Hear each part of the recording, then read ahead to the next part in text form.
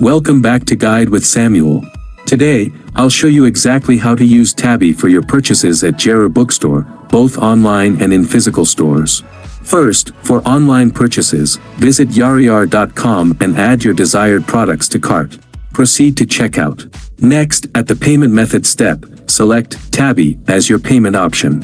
You'll see the installment plan options displayed. Then, you'll be redirected to log into your Tabby account. Review the order details and confirm your payment plan. After that, for in-store purchases at any Jarir Bookstore location, simply tell the cashier you want to pay with Tabby. They'll generate a QR code for you to scan with your Tabby app. Open your Tabby app, tap, scan and pay, and scan the QR code at the checkout counter. Confirm the amount and payment plan in the app. The payment is processed instantly, and you can take your purchases home. Your first installment is paid, with the rest scheduled automatically. If this guide helped you shop at Jarir with Tabby, please like and subscribe. Thank you for watching.